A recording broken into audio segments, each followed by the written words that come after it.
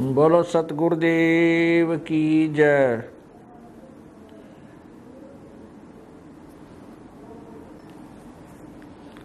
बोलो सतगुरुदेव की जय। बंदी छोड़ कबीर साहेब की जय। बंदी छोड़ गरीबदास जी महाराज की जय। स्वामी रामदेवानंद जी गुरु महाराज की जय। सर्व संतों की जय। सर्व भक्तों की जय। धर्मी पुरुषों की जय। श्री काशी धाम की जय। श्री छुडानी धाम की जय। श्री करौथा धाम की जय। श्री बरवाला धाम की जय। सत साहिब। गरीब नमो नमो सत्य पुरुष को नमस्कार गुरु की नहीं। सुर नर मुनि जन साधुआं संतों सर्वसदी नहीं। सतगुरु साहिब संत सब दंडोतम प्रणाम। आगे पीछे मध्य हुए तिनको जा कुर्बान। नर आकार निर्विषम काल जाल वै भंजनम। निर्लेपम निज निर्गुणम अकल अनुबेशुंधुनम। सोहम सुरति समापतम सकल समाना नीरतलह। उज्ज्वल हिरंबर हरदमम बेपरवा अथा है। वार पार नामद्यतम। गरीब जो सुमरे सिद्ध होई गणनायक गलताना। करो अनुग्रह सोई पारस पद परवाना। आदि गणेश मनाऊं गणनायक देवन देवा। चरण कमल लो लाऊं आदि अंत करूं सेवा। परम शक्ति संगीतम ऋषि दाता सोई। अवगत गुण अतीतम सत्य पुरुष निर्मोही। जगदम्बा जगदीशम मंगल रूप मुरारी। तन मन अर्पों शीसम भक्ति मुक्ति भंडारी। सुर नर मुनि जन ध्यावें ब्रह्मा विष्णु महेशा। शेष सुमुख गावें पूजे आदि गणेशा। इंद्र कुबेर सरीखा वरुण धर्मराय ध्यावें। समर्थ जीवन जी का मन इच्छा फल पावें। 33 कोटि आधारा ध्यावें 88। उतरे भव जल पारा कट है यम की फांसी। 33 कोटि आधारा ध्यावें 88। उतरे भव जल पारा कट है यम की फांसी। सत साहिब। कर जोरूं विनती करूं धरूं चरण पर शीस। गुरु राम देवानंद जी महाराज ने दियो नाम बख्शीश।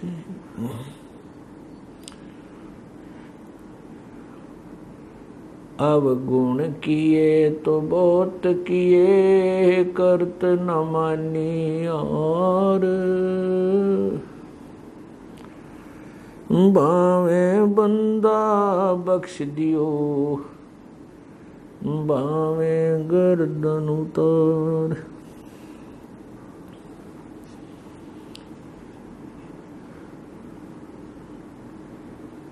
पूर्ण ब्रह्म कृपा निदान सुन के सो करतार। गरीब दास मुझ दीन की रखियो बहुत संभार।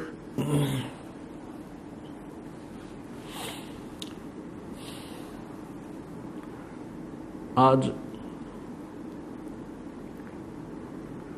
आपके समक्ष एक महर्षि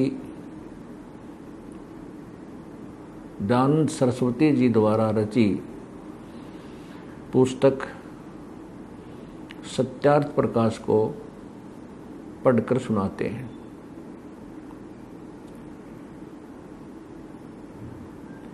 स्वामी दयानंद जी आर्य समाज के प्रवर्तक हैं और आर्य समाज के श्रद्धालु सत्यार्थ प्रकाश को अद्वितीय ज्ञान युक्त पुस्तक मानते हैं और उनका ये भी कहना है कि सत्यार्थ प्रकाश नामक पुस्तक ये आर्य समाज की रीढ़ की हड्डी है। अर्थात उनका कहना है कि सत्यार्थ प्रकाश में जो भी ज्ञान लिखा है वो शिरोधार्य है, जिसका आर्य समाज को पालन करना चाहिए। अब सबसे पहले सत्यार्थ प्रकाश के समोल्लास संख्या 4 में आपको स्वामी दयानंद जी का ज्ञान, उनका आदेश जो आर्य समाज वर्ग को, समुदाय को पालन करना होता है चाहिए, वो पढ़कर सुनाते हैं। देखिएगा,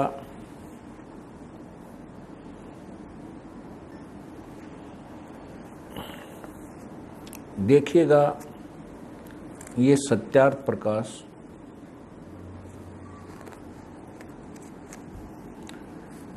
जो स्वामी दयानंद जी द्वारा लिखा गया है।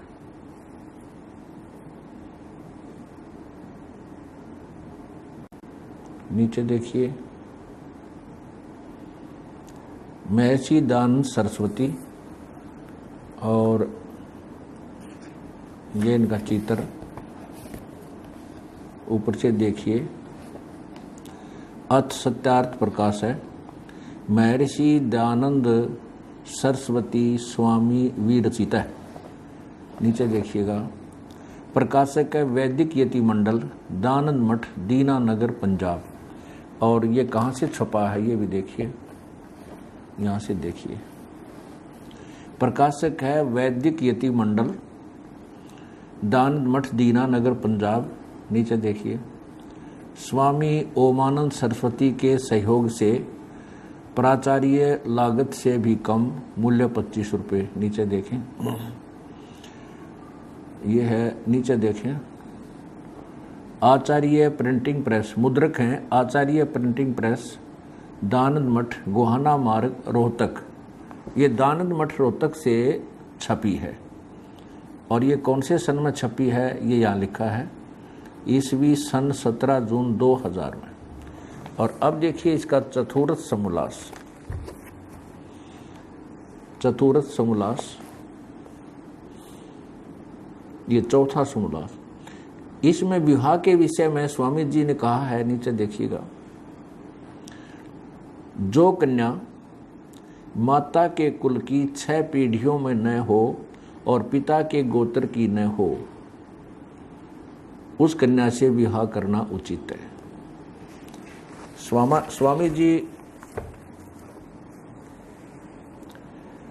स्वामी दयानंद जी का कहना है कि विवाह करते समय माता की 6 पीढ़ियों तक का गोत्र त्याग देना चाहिए। ये आप विचार करना, क्या ये संभव है कि 6 पीढ़ी माता के गोत्र की छोड़कर क्या बच्चों का विवाह हो सकता है? ये समाज ने स्वयं फैसला करना है। अब देखिएगा दूसरे विचार स्वामी जी के विवाह के विषय में। ये वही सत्यार्थ प्रकाश, और ये देखिएगा समोल्लास, चतुर्थ समोल्लास, और प्रश्न नंबर ये है 70। नीचे आइए, यहाँ पर नीचे आइएगा। ये कहा है कि चाहे कितने ही धन धान्य, गाय, अजा, हाथी, घोड़े, राज्यश्री आदि से समृद्ध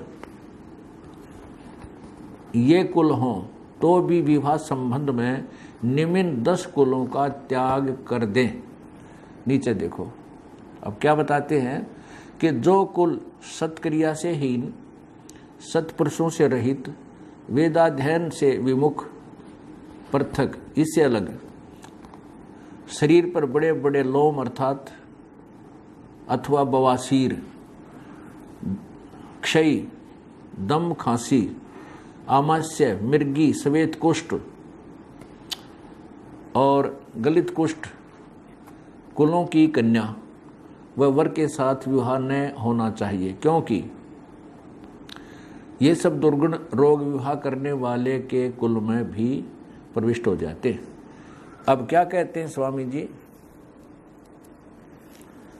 स्वामी जी का कहना है कि जिस कुल, एक पूरे कुल में, मान लीजिए एक कुल में 100 घर हैं और उन 100 घरों में से किसी भी एक सदस्य को दमा, खांसी, मृगी, बवासीर, कुष्ठ आदि रोग हों, तो उस पूरे कुल के किसी भी लड़के या लड़की से विवाह मत करो। एक पूरे यानी 500 आदमियों में से किसी एक के भी कोई बीमारी है तो उस पूरे कुल के लड़के लड़की से शादियां मत करो। ये सभ्य समाज विचार करे, क्या ये नियम संभव है विवाह के समय? क्या इस नियम के अनुकूल हम अपने बच्चों को ब्याह सकेंगे? ये स्वयं सोचेंगे। अब आगे देखिएगा कि कैसी लड़की से शादी करें और कैसी से ना करें। ये प्रश्न नंबर 71 पर वही सत्यार्थ प्रकाश, समोल्लास 4, प्रश्न नंबर 71। जो लड़की न पीले वर्ण वाली न अधिकांगी अर्थात पुरुष से लंबी चौड़ी, अधिक बल वाली, घनी तगड़ी और रोग युक्त, न लोम रहित न बहुत लोम वाली, बड़े बाल भी ना हो और बाल बिल्कुल बाल ना हो या बहुत बाल हो, उनसे भी नहीं करनी। न बकवाद करने वाली और न भूरे नेत्र वाली, भूरे नेत्र वाली से भी, देखिएगा ये लिखा भूरे नेत्र वाली, इनसे शादी नहीं करनी चाहिए। कैरी आँखें वाली हो तो नहीं शादी करनी चाहिए। फिर क्या लिखा है कि जिनके नाम गंगा, जमुना यानी सरस्वती आदि नदी नाम वाली, जिसके नदियों के ऊपर नाम हो, जैसे गंगा, जमुना स्वामी जी ने लिखा है, तो उसमें सरस्वती, कावेरी आदि भी आ गई। इन नामों वाली लड़की से ब्याह नहीं करना चाहिए। नीचे देखो, हिमालय, पार्वती आदि, यहाँ लिख रहा है पर्वत, विंध्या यानी पर्वत नाम वालियों से नहीं करे। विंध्या, हिमालय, पार्वती आदि भी नाम हो तो विवाह नहीं करना चाहिए। आगे देखिएगा, काली, चंडी नाम वाली कन्या के साथ विवाह नहीं करना चाहिए। आज नीचे देखो, फिर कैसी से करना चाहिए? जिसके सरल सूधे अंग हों, वृद्ध न हो, जिसका नाम सुंदर हो अर्थात यशोदा, सुखदा आदि, हंस और अथनी के तुल चाल हो, सूक्ष्म लोम, केश और दांत युक्त हो और जिसके सब अंग कोमल हों, वैसी स्त्री के साथ विवाह करना चाहिए। स्वामी जी का कहने का उद्देश्य है कि जिन लड़कियों का नाम गंगा, जमुना, सरस्वती, कावेरी आदि नदियों पर नाम हो और पर्वत के ऊपर नाम हो, जैसे पार्वती, विंध्या, हिमालय और काली, ऐसे नाम वाली लड़कियों से विवाह नहीं करना चाहिए। फिर कैसी से करना चाहिए कि यशोदा, सुखदा आदि नाम हो, हंस और अथनी जैसी उसकी चाल हो, उस ऐसी लड़की से विवाह करना चाहिए। अब स्वामी जी बताते हैं कि विवाह का समय कैसा हो, किस उम्र में ब्याह करना चाहिए बच्चों का। अभी तुरंत ही स्वामी जी ने लिखा है कि 16 वर्ष की स्त्री और 25 वर्ष का पुरुष, ये विवाह का समय तो निकृष्ट है, घटिया है। फिर स्वामी जी ने लिखा है कि 25 वर्ष से लेकर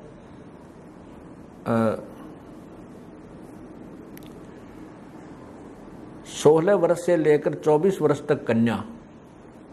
आप स्वयं एक बार पढ़ कर देखिएगा। ये वही सत्यार प्रकाश समोल्लास नंबर 71, पृष्ठ 71 है, नंबर नीचे देखिए। ये हम पढ़ चुके हैं, इनसे विवाह नहीं होना चाहिए, इनसे हुआ होना चाहिए। आगे लिखा है, प्रश्न किया कि विवाह का समय और प्रकार कौन सा अच्छा है। उत्तर दिया स्वामी जी ने कि 16वें वर्ष से लेकर 24वें वर्ष तक कन्या और 25वें वर्ष से लेकर 48वें वर्ष तक पुरुष का विवाह समय उत्तम। फिर ये अब इसको आगे डिफाइन किया है, आगे इसको विस्तृत किया है। इसमें से जो 16 और 25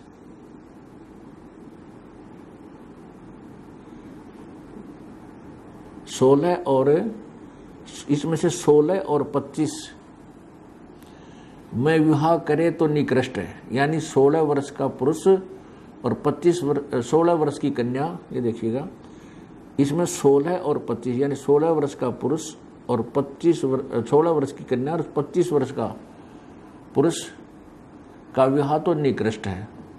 18-20 की स्त्री और 30, 35 व 40 वर्ष के पुरुष का विवाह मध्यम है, काम चलाओ। अब स्पष्ट किया स्वामी जी ने कि 24 वर्ष की स्त्री और 48 वर्ष के पुरुष का विवाह उत्तम है। 24 वर्ष की स्त्री और 48 वर्ष के पुरुष का विवाह उत्तम है।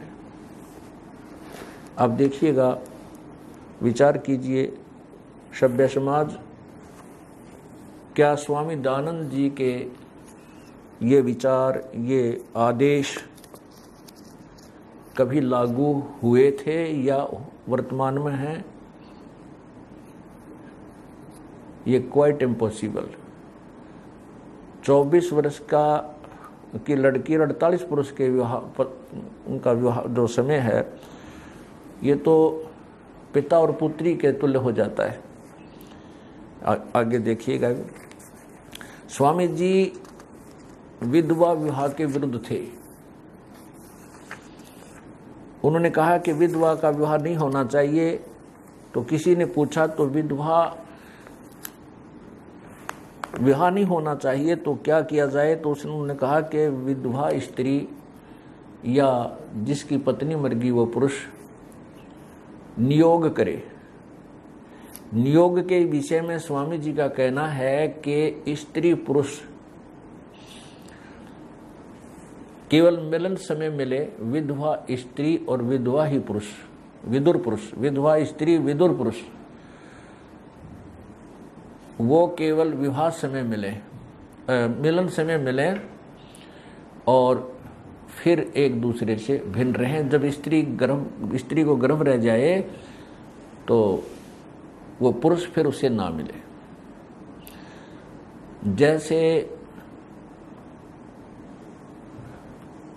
जैसे भैंस को या किसी भी मादा पशु को उसके पास ले जाकर के, नर पशु के पास जाकर के गर्भवती करवाते हैं, ऐसा तरीका बताया है स्वामी दयानंद जी ने कि विधवा का पुनर्विवाह करने से तो उसका पतिव्रता धर्म नष्ट हो जाएगा और वो स्त्री 11 पुरुषों तक वो विधवा नियोग कर सकती है, अर्थात वो पशु तुल्य कर्म से गर्भ धारण कर सकती है।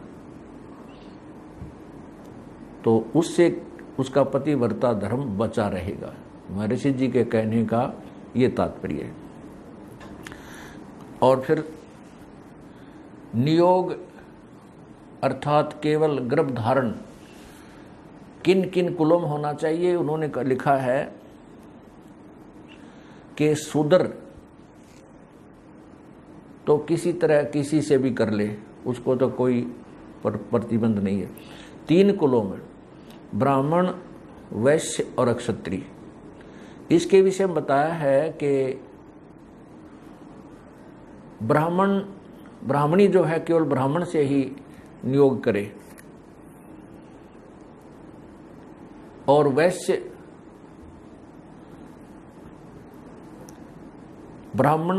वैश्य की स्त्री जो विधवा होगी, ब्राह्मण वैश्य से करे, वैश्य की जो, और अक्षत्रिय की विधवा हो जाती है तो अक्षत्रिय से, वैश्य से और ब्राह्मण से नियोग करे। नियोग आप समझ गए हैं कि केवल जैसे पशु को नए दूध करवा कर लाया करें, गर्भ धारण करवा लेते हैं किसी नर पशु के पास ले जाकर, ये तरीका बताया है स्वामी दयानंद जी ने सत्यार प्रकाश समोल्लास नंबर 4 में, और पुनर्विवाह को मना किया है, विधवा विवाह को मना किया है। आप स्वयं पढ़िए अपने पवित्र चिश्मों से। ये देखिएगा सत्यार प्रकाश, ये वही सत्यार प्रकाश है, इसके समोल्लास नंबर 4 ही चल रहा है, चतुर्थ समोल्लास। इधर देखिएगा, ये प्रश्न नंबर 96 नीचे,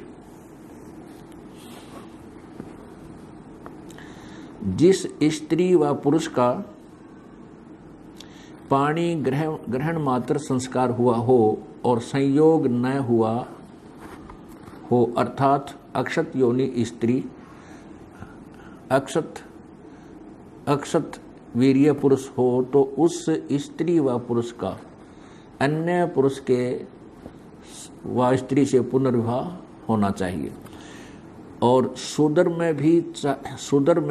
वर्ण में भी चाहे कैसा भी हो पुनर्विवाह हो सकता है, किंतु ब्राह्मण, अक्षत्रिय, वैश्य वर्णों में अक्षत योनि स्त्री अर्थात जिसका पति मर गया हो, अक्षतवीर्य पुरुष जिसकी पत्नी मर गई हो, पुरुष का पुनर्विवाह न होना चाहिए। प्रश्नकर्ता ने प्रश्न किया है कि पुनर्विवाह क्यों नहीं, में क्या दोष है? उत्तर स्वामी जी का, स्त्री पुरुष में प्रेम न्यून होना। आगे देखिए, चौथा लक्षण बताया है पुनर्विवाह में क्या दोष है कि पतिव्रत्य और स्त्री व्रत धर्म नष्ट हो जाना। अब क्या बताते स्वामी दयानंद जी? स्वामी जी का कहना है कि यदि विधवा विवाह कर दिया,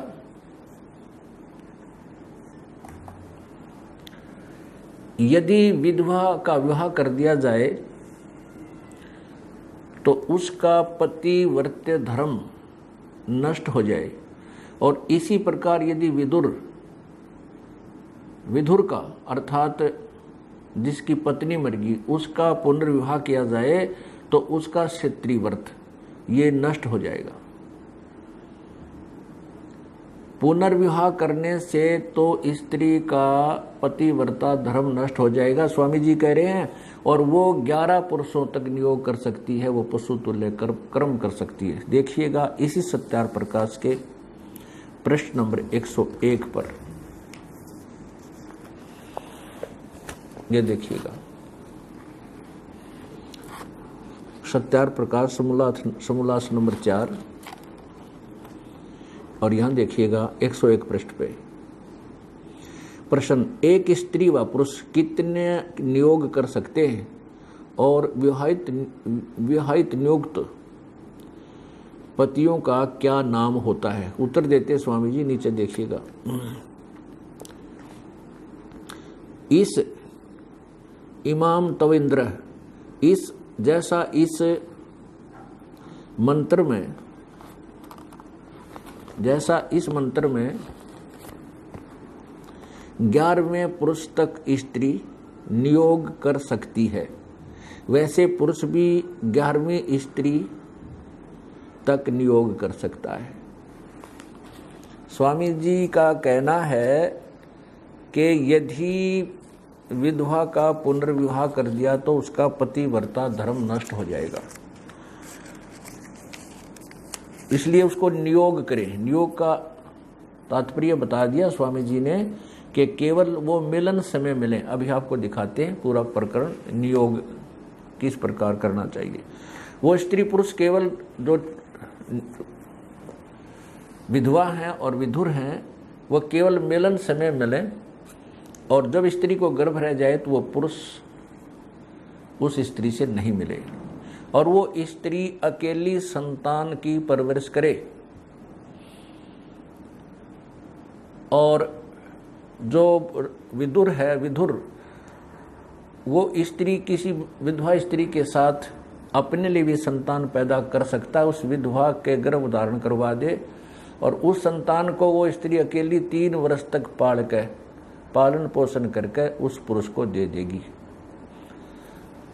अब पहले तो ये विचार करें कि अकेली स्त्री जिसका पति साथ नहीं है वो कैसे बच्चों का पालन कर सकती है, और फिर 3 वर्ष तक पाल के वो अपने एक बच्चे को और उस थर्ड पर्सन को जो कहीं और अन्य स्थान पर रहता है वो कैसे दे देगी, और 3 वर्ष तक पालेगी कैसे। ऐसे एक विधवा स्त्री 11 पुरुषों के एक 2 बच्चे पाल सकती है, यानी 11 पुरुषों तक नियोग कर सकती है और उनके लिए प्रत्येक के लिए 2 बच्चे पैदा करके पाल के पोछ के उनसे गर्भ धारण करवा उनको दे दे और 2 अपने लिए रख सकती है। ये है स्वामी जी का सत्यार्थ प्रकाश में समाज सुधार और विवाह का प्रकरण। अब आप अपनी आंखों से पढ़िएगा।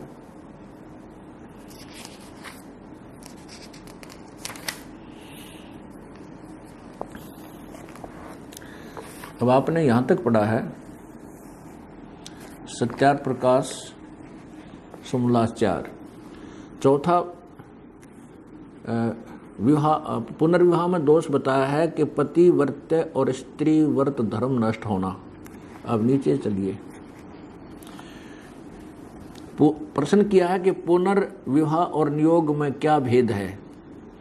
उत्तर है स्वामी दयानंद जी का कि एक तो जैसे विवाह करने में कन्या अपने पिता का घर छोड़कर पति के घर को प्राप्त होती है और पिता से विशेष संबंध नहीं रहता, और विधवा स्त्री उसी विवाहित पति के घर में रहती है। दूसरा, उस विधवा स्त्री के लड़के उसी विवाहित पति के दाएं भागी होते हैं और विधवा स्त्री के लड़के वीर्य दाता के न तो पुत्र कहलाते हैं न उसका गोत्र होता है और न उसका स्वत्व उन लड़कों पर रहता है, किंतु वे मृत पति के पुत्र बजते हैं, उसी का गोत्र रहता है और उसी के पदार्थों के दाएं भागी होकर उसी घर में रहते हैं। आगे देखो। तीसरा, विवाहित स्त्री पुरुष को परस्पर सेवा और पालन करना अवश्य है और नियुक्त स्त्री पुरुष का कुछ भी संबंध नहीं रहता। स्वामी जी का कहने का तात्पर्य है कि विवाहित अगर पुनर्विवाह कर दिया जाए तो स्त्री पुरुष दोनों मिलकर सेवा और पालन करते हैं बच्चों की, और पुनर्विवाह नियोग में स्त्री पुरुष का कुछ भी संबंध नहीं रहता, अर्थात वो आपस में मिलकर काम नहीं करते, बच्चों की मिलकर पालन पुरुष नहीं करते। फिर चौथा दोष बताया है, भिन्नता बताइए।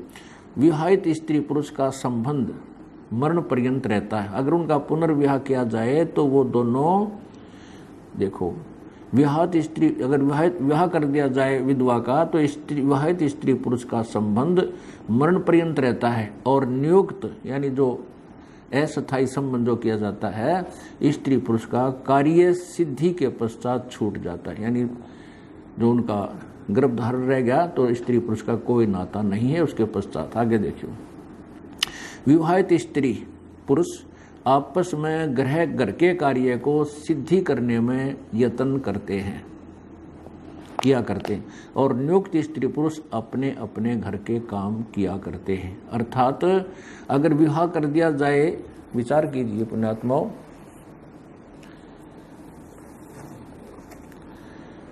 स्वामी दयानंद जी का कहने का तात्पर्य है कि जब यदि पुनर्विवाह कर दिया विधवा का तो उसमें तो वो दोनों मिलकर काम करते हैं, बच्चों का पालन पोषण भी मिलकर करते हैं, इसलिए और नियुक्त जो नियोग किया जाता है उसमें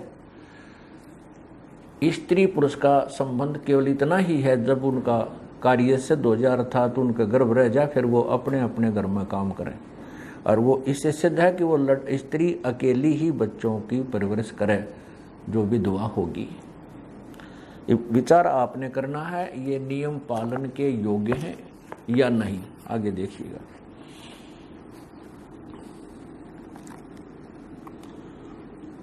चतुर्थ समोल्लास, वही नीचे हम यहाँ पर आगे पढ़ते पढ़ते पृष्ठ वही चल रहा है। ये पृष्ठ है 97 97, नीचे आइएगा। यहाँ तक आगे हम कि विवाहित स्त्री पुरुष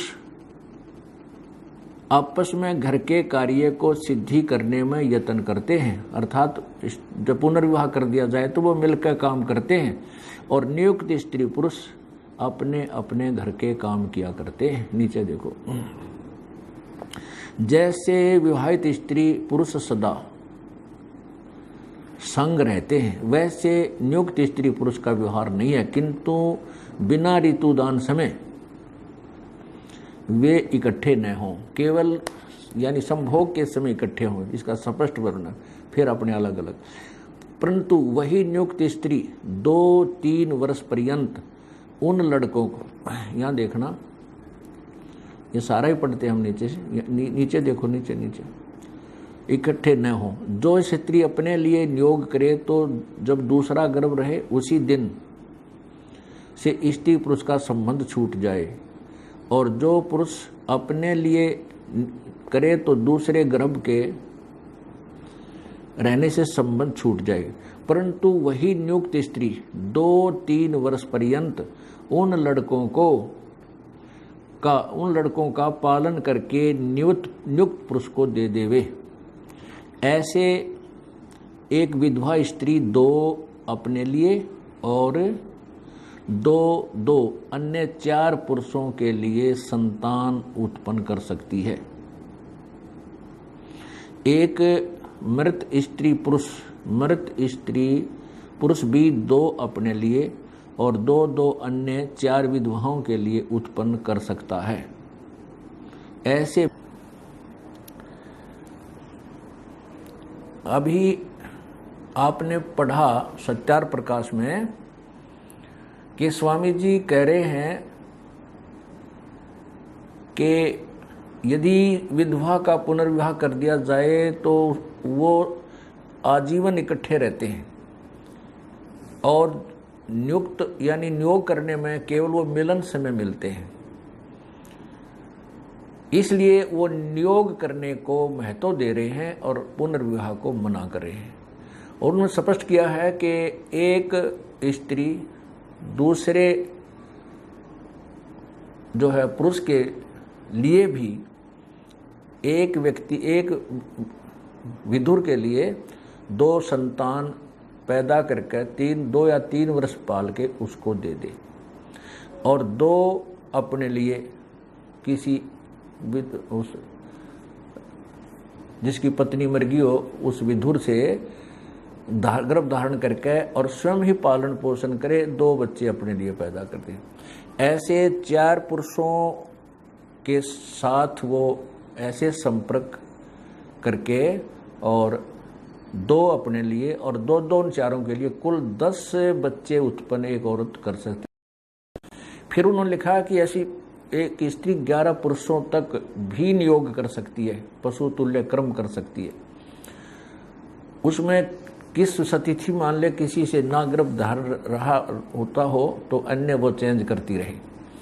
तो पुण्यात्माओं, ये है महर्षि दयानंद जी का आदेश और सत्यार प्रकाश के पाठकों के लिए कि ऐसे करो, जिसकी लड़की का पति मर जावे तो उसका पुनर्विवाह मत करो। और वो कैसे करे वो आप पढ़ चुके हैं, दास ना बताए तो अच्छा है। आगे क्या लिखा है,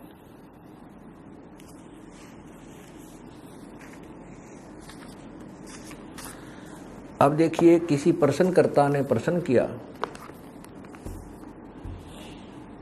यही सत्यार प्रकाश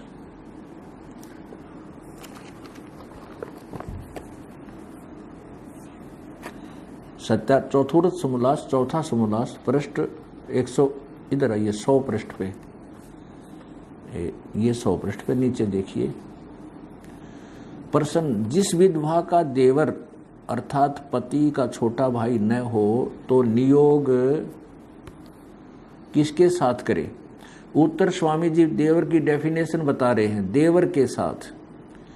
परंतु देवर का शब्द का अर्थ जैसे तुम समझो वैसा नहीं। देखो यहाँ लिखा, देवर उसको कहते हैं, स्वामी जी कह रहे हैं, देवर उसको कहते हैं जिसको कि जो विधवा का दूसरा पति हो, चाहे छोटा भाई व बड़ा भाई अथवा अपने वर्ण या अपने से उत्तम वर्ण वाला हो, जिससे नियोग करे उसी का नाम देवर है। वह ये है स्वामी दयानंद जी का आदेश। अब देखियो ये 101 प्रश्न देखिएगा, इसी चतुर्थ समोल्लास का 101 पे।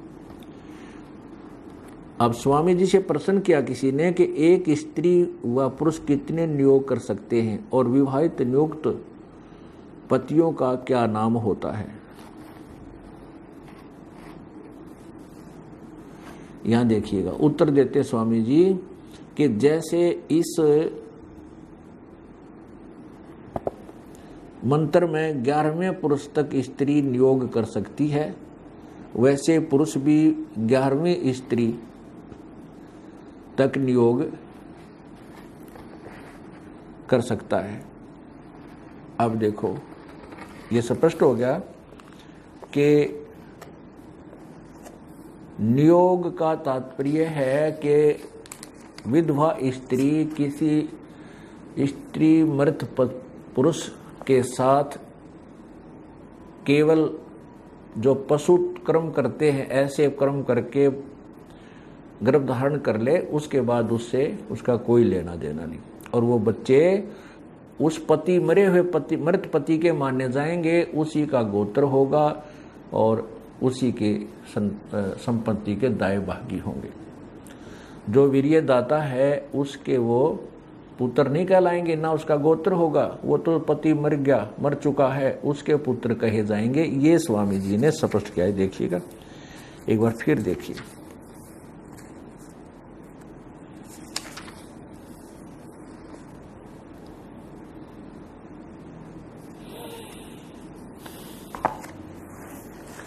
ये देखिए वही सत्यार प्रकाश समोल्लास चतुर्थ 97 पृष्ठ पे नीचे आइएगा। पुनर्विवाह और नियोग में क्या भेद है यहां देखना। दूसरा, उसी विवाहित स्त्री के लड़के उसी विवाहित पति के दाएं भागी होते हैं, ब्याह कर दिया था। और विधवा स्त्री के लड़के वीर्य दाता के न तो पुत्र कहलाते हैं, न उसका गोत्र होता है, और न उसका यानी जो वीर्य दाता उसका सौता उन लड़कों पर रहता, उसके बेटे नहीं माने जाते, किंतु वे मृत पति के पुत्र बजते हैं और उसी के दाएं भागी होते, उसी की संपत्ति के मरे हुए पति की संपत्ति के हकदार होते हैं। कौन? जो किसी अन्य पुरुष से गर्भ धारण कर लिया और वो बच्चे उस विधवा का रह गए हो गए, तो वो बच्चे, वो पति मर गया, मर चुका है, उसके बालक कहे जाएंगे, वो उसके बालक बजेंगे। ये स्वामी जी का आदेश है। अब प्रश्नकर्ता कहता है कि ये जो नियोग की आप प्रथा बता रहे हो, ये तो पाप मालूम होता। स्वामी जी कहते हैं अगर ये पाप है तो विवाह भी पाप है। ये है महर्षि दयानंद जी के सत्यार प्रकाश में विचार, देखिएगा। यही समोल्लास नंबर चतुर्थ समोल्लास, इधर देखिए प्रश्न नंबर 98 पे नीचे किसी ने प्रश्न किया है। प्रश्न, हमको नियोग की बात में पाप मालूम पड़ता है। तो स्वामी जी का उत्तर है, उत्तर स्वामी जी का, जो नियोग की बात में पाप मानते हो तो विवाह में पाप क्यों नहीं? विवाह में पाप क्यों नहीं?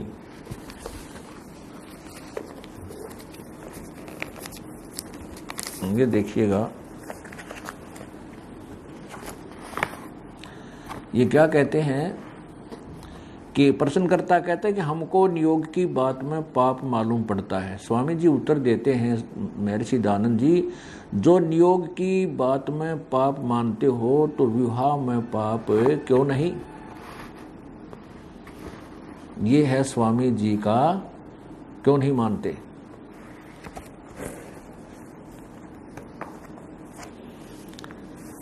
अब स्वामी जी ने कहा है कि यदि तुम इस पशु तुल्य कर्म में, जैसे जिसको नियोग कहा है कि केवल वो स्त्री मिलन समय किसी अन्य विधुर पुरुष से मिले और उसे गर्भ धारण कर ले और वो संतान उसकी मरे हुए पति की होगी जो मर चुका है साल 2 साल वर्ष पहले, तो अगर वो तुम पाप मानते हो कि यदि तुम इसको गलत मानते हो तो विवाह भी तो गलत है। स्वामी जी कहते हैं विवाह करना भी तो पाप ही है। अच्छा, आगे देखिएगा। अब प्रश्नकर्ता ने फिर पूछा है, वही चतुर्थ समलास पृष्ठ 99 प्रश्न, नियोग अपने वर्ण में होना चाहिए व अन्य वर्ण सत के साथ भी? उत्तर स्वामी जी का, अपने वर्ण में व अपने से उत्तम वर्णसत पुरुष के साथ, अर्थात वैश्या स्त्री, वैश्य, अक्षत्रिय और ब्राह्मण के साथ, और अक्षत्रिय और ब्राह्मण, और ब्राह्मणी केवल ब्राह्मण के साथ नियोग कर सकती है। इसका तात्पर्य यह है कि वीर्य सम व उत्तम वर्ण का चाहिए, अपने से नीचे वर्ण का नहीं। ये स्वामी जी का नियोग का प्रकरण, विवाह का प्रकरण बता। अब और एक बहुत ही कमाल किया है स्वामी जी ने।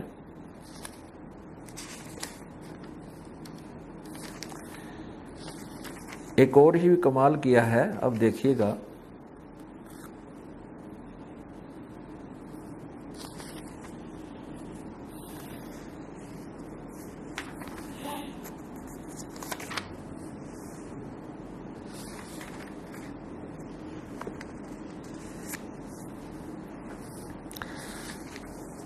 अब स्वामी जी से पूछा कि मान लीजिए किसी का पति जीवित है, क्या उससे भी ये नियोग किया जा सकता है? स्वामी जी कहते हैं हाँ, किन परिस्थितियों में? कि जिसका पति धन कमाने रोजगार के लिए कहीं दूर देश गया हो और 3 वर्ष नहीं आ पावे, तो उसकी 3 वर्ष बाट देख के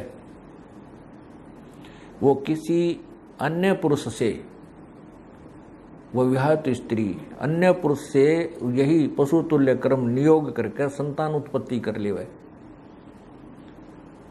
और वो संतान वो विदेश गए, जो दूर देश गए पति की ही मानी जाएगी, उसी की संपत्ति के अधिकारी होंगे। और जब वो पति आवे तो फिर उस नियुक्त से कोई संबंध ना रहे। फिर आगे बताया है कि इसी प्रकार यदि किसी स्त्री का पति मारता पीटता हो, दुख देता हो, तो वो क्या करे, उस पति से अपना मिलन नहीं करे, वो किसी अन्य पुरुष के पास जाकर गर्भ धारण करवाया हुआ है, और वो जो बच्चे होंगे वो उस विवाहित पति जो वर्तमान जीवित है उसके ही दाएं भागी होंगे। और वो आपको ये पहले पढ़ ही लिया कि उसी का गोत्र होगा, उसी के पुत्र माने जाएंगे। और उसकी छाती पर रखे उस दूसरे गैर पुरुष से गर्भ धारण करके जो संतान उत्पन्न करे वो उसी घर में रहे जो विवाहित पति वाले में, लेकिन उससे अपना शारीरिक संबंध ना रखे। महर्षि जी का ये कलम तोड़ समाज सुधार और कुल उद्धार का विवाह का समय और विधि बताई है। अब अपनी आंखों से पढ़िए, ये वही सत्यार प्रकाश। और यहाँ देखिएगा 174 समोल्लास, और यहाँ देखिएगा प्रश्न नंबर 102 पर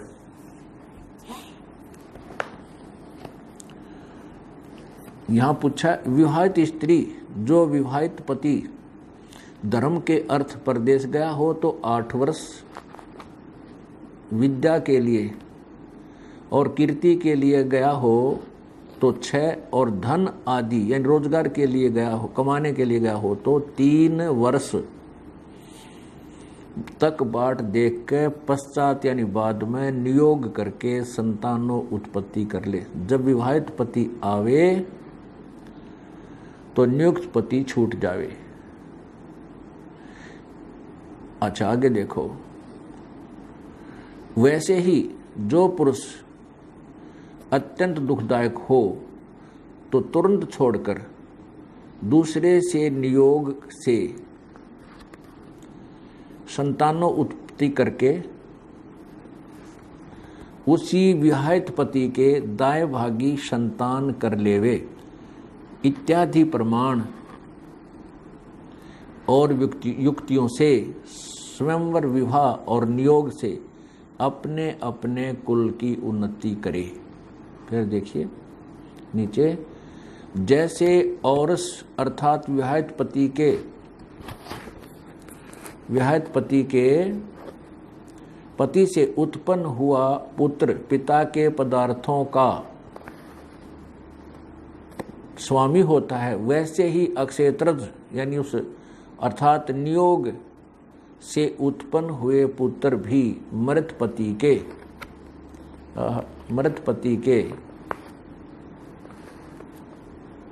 दाय भागी होते हैं। अब स्वामी दयानंद जी ने कलम तोड़ दी है समाज सुधार के लिए। क्या बताया है कि किसी का पति धर्म प्रचार के लिए बाहर गया हो तो उसके लिए 8 वर्ष बाट देखा है, के लिए गया है तो 6 वर्ष, और धन कमाने रोजगार के लिए गया हो तो 3 वर्ष बाट देख के किसी अन्य पुरुष के साथ वो पशु तुल्य कर्म करके नियोग करके संतान उत्पत्ति कर ले, और वो संतान उसी पति की होगी, उसी का गोत्र होगा और उसकी संपत्ति की अधिकारी होगी। दूसरा ये बताया कि यदि किसी स्त्री का पति दुखदायक हो, मारता पीटता हो, धमकाता हो तो उसको तुरंत त्याग कर उससे बात करे नहीं, किसी अन्य पुरुष के साथ नियोग करके पशु तुल्य कर्म करके और संतान उत्पत्ति कर ले। उसके दाएं भागी यानी उस पति की ही संपत्ति के मालिक वो होंगे। जो गैर पुरुष से वह उसकी आंखों के सामने गलत काम करके आवेगी और वो जो संतान होगी वो उसी की उस जीवित पति की संपत्ति के अधिकारी होंगे। ऐसे स्वामी जी कहते हैं अपने कुलों की उन्नति करो। दास का विचार है कि ऐसे तो कुल के कुल लड़कर मर जाएंगे, कुल विकास नहीं, कुल का नाश हो जाएगा। अपनी आँखों के सामने अपनी पत्नी को कौन व्यक्ति दूसरे पुरुष के साथ संबंध देख सकता है और फिर उस संतान को वो संपत्ति दे देगा। ये है स्वामी दयानंद जी के सत्यार प्रकाश के कलम तोड़ विचार की समाज सुधार और कुल विकास के लिए। अब आगे देखिए, एक प्रश्न में किसी ने पूछा, यही सत्यार प्रकाश, इसके पृष्ठ नंबर वही चतुर्थ समोल्लास पृष्ठ 103 नीचे देखिएगा। प्रश्न क्या है कि जब एक विवाह होगा, एक पुरुष को एक स्त्री और एक स्त्री का एक पुरुष रहेगा, तब स्त्री गर्भवती होवे तो शिथिर रोगिणी अथवा पुरुष दीर्घ रोगी हो तो दोनों की युवावस्था हो, उनसे न रहा जाए तो फिर क्या करें? उत्तर स्वामी जी ने दिया है। इसका प्रत्युत्तर नियोग विषय में दे चुके हैं। और जब गर्भवती स्त्री से 1 वर्ष पर्यंत समागम न करने से समय में पुरुष से न रहा जाए तो किसी विधवा से नियोग करके उसके लिए पुत्रोत्पत्ति कर दे। अब विचार करने की बात है, स्वामी जी ने कितनी छूट दे रखी है, और उधर से कहते हैं समाज सुधार ऐसे होगा। स्वामी जी का कहना है कि जब गर्भ रह जाए तो अपनी पत्नी से 1 वर्ष ना मिले, और यदि पुरुष से ना रहा जाए तो किसी विधवा के पास चला जाए। पुण्यात्माओं, इस सत्यार प्रकाश को विशेषकर भारत का नागरिक तो बहुत ही उत्तम शास्त्र मानता है। ये तो है समाज सुधार अर्थात समाज कल्याण के विचार स्वामी दयानंद जी के। कई श्रद्धालु दर्शक शंका व्यक्त करते हैं कि जो सत्यार प्रकाश दिखाया जा रहा है ये वास्तविक नहीं है, ये संत रामपाल जी ने अपने तरफ से मन घड़त बना रखा है। उन पुण्यात्माओं का शंका का निवारण करने के लिए, उनकी शंका का समाधान करने के लिए आप थोड़ा सा और प्रयत्न करते हैं। ये देखिएगा सत्यार प्रकाश, ये किसी अन्य प्रकाशक द्वारा प्रकाशित है, आर्य साहित्य प्रचार ट्रस्ट। और ये देखिएगा यहाँ पर ये कहाँ से प्रकाशित है, ये है 65वां संस्करण, सन 2007 में छपा है, लेटेस्ट 2007 में। ये है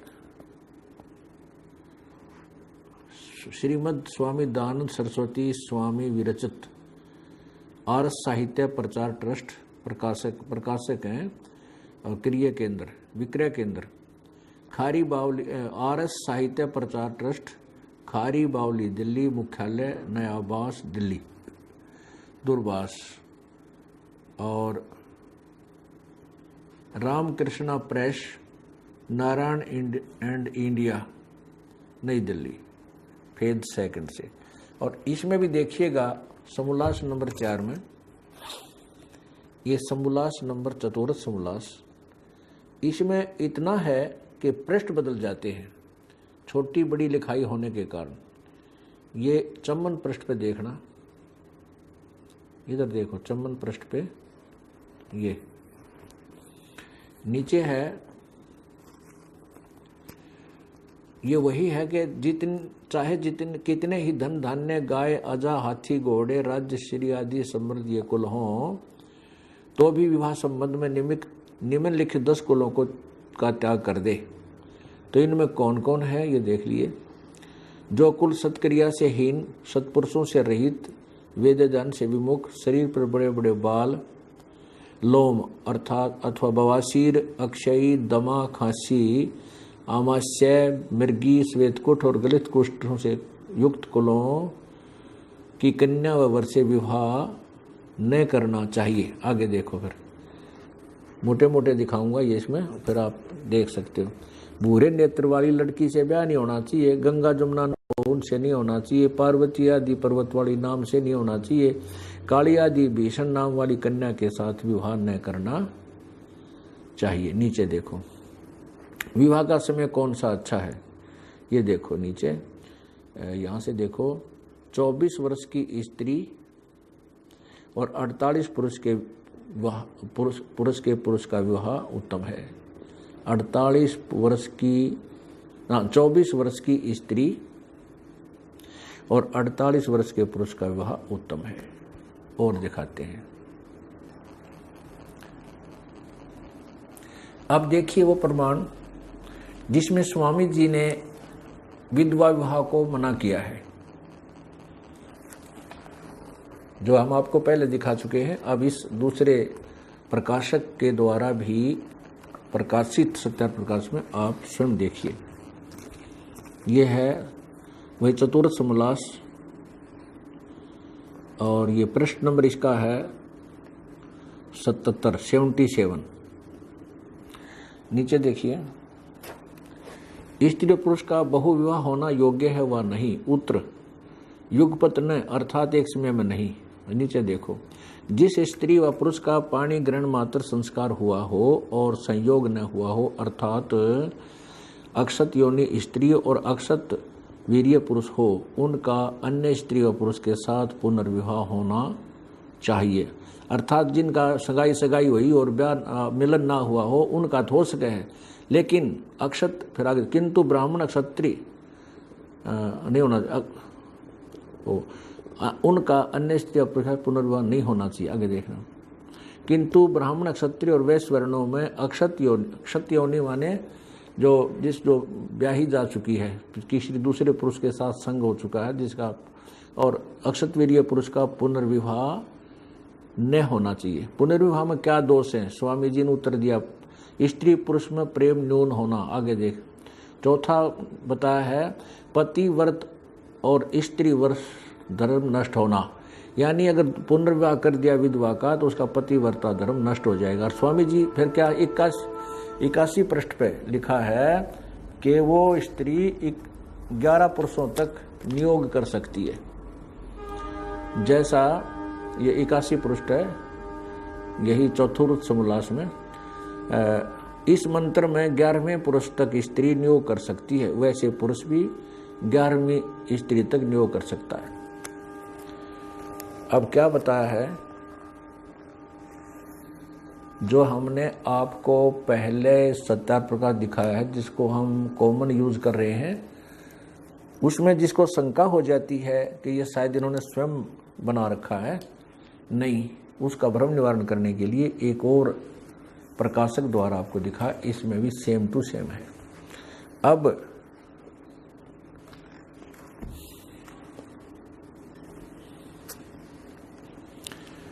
स्वामी जी का एक और करिश्मा आपको दिखाते हैं, वो कितने महाविद्वान थे, इससे आप स्वयं हिसाब लगाओगे। सत्यार प्रकाश समोल्लास नंबर 8 और पृष्ठ नंबर 197 197 पे किसी ने प्रश्न किया, क्या ये सूर्य चंद्रमा आदि जो लोक हैं इनमें भी मनुष्य और पशु पक्षी, ये बाग बगीचे नदी नाले हैं? स्वामी जी कहते हाँ, सब पर इसी प्रकार मनुष्य है, अन्य पशु पक्षी यानी मनुष्यादि सृष्टि, अन्य पशु पक्षी जितने सब सूर्य पर भी रहते हैं, वहाँ पर यही इसी तरह बाग बगीचे सब पदार्थ हैं, और इन वेदों को सूर्य पर भी पढ़ा जाता है। देखिएगा,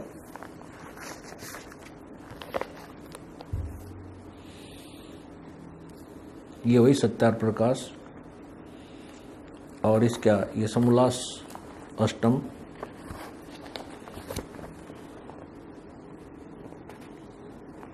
और पृष्ठ 197 नीचे देखिएगा।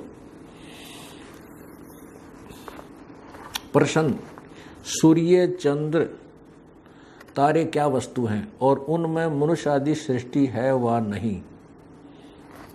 स्वामी जी ने उत्तर दिया, ये सब भूगोलोक और इनमें मनुष्य आदि प्रजा भी रहती हैं, यानी सब पशु पक्षी प्राणी मनुष्य आदि में आ जाते। नीचे देखो, क्लियर किया है।